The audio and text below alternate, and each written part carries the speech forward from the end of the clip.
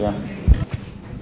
Now, these online links to the campaign to save Lake Victoria have generated over 1 million interactions in just 3 weeks, with 152 people liking the Facebook page and over 120 people on the social network talking Lake Victoria, from the Nile Patch to solutions to who is to blame for the destruction of Lake Victoria.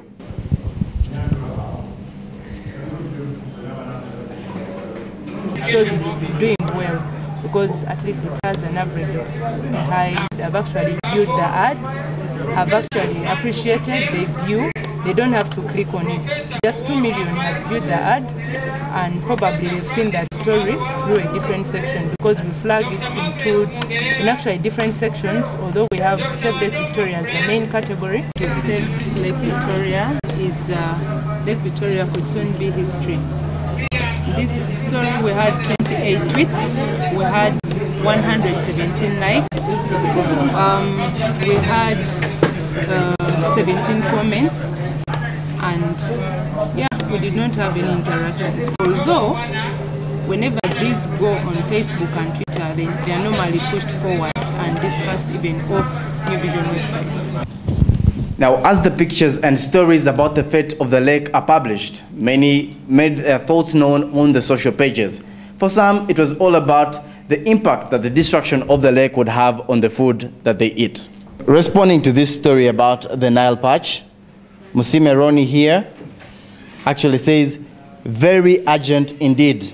And he goes ahead to use his mother dialect and says, Tibo bunuzi byakyo.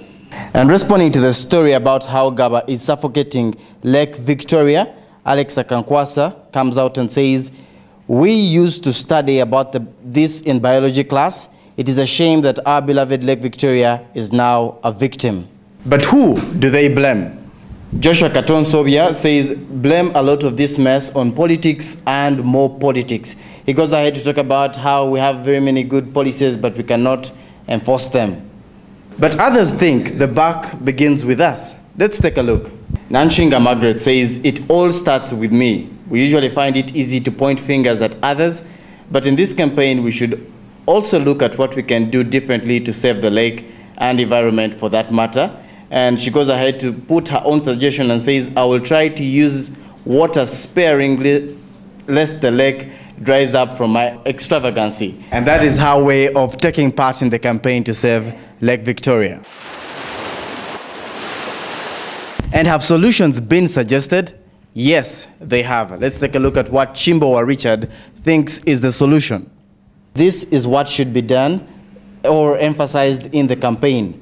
What can I or citizens do in light of this scenario? Of course, the scenario he's talking about is the plight of Lake Victoria. Such suggestions and activities suggest that perhaps we are getting the much needed attention that we are actually looking for if Lake Victoria is to be saved.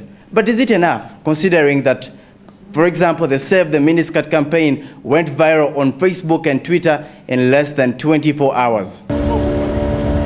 But as Fiona Musana says, some people are actually realizing the enormity of what the loss of Lake Victoria would mean for us. Fiona Musana actually asks and says, if we don't save the Earth's riches today, what legacy will we leave for posterity? And that should be the question that you yourself should be asking yourself. Or like Tom urges, it's now or never. And that should be the attitude that we have. If we actually believe that it is now or never, then we need to do something. And we can start by heeding this call from the Save Lake Victoria campaign team. The lake is dying. We are killing it. Please do send in photos of areas that have faced the most adverse effects. And that is the message from the Save Lake Victoria campaign team. All you have to do is follow these stories. Vision Group has decided that it will highlight the plight of the lake across all the platforms, in the New Vision, on radio and on TV and online. Check out the Save Lake Victoria campaign Facebook page and be able to see what is happening to the lake and see what you can do as a citizen. For Urban TV, I am Daniel Mumbere on the social network.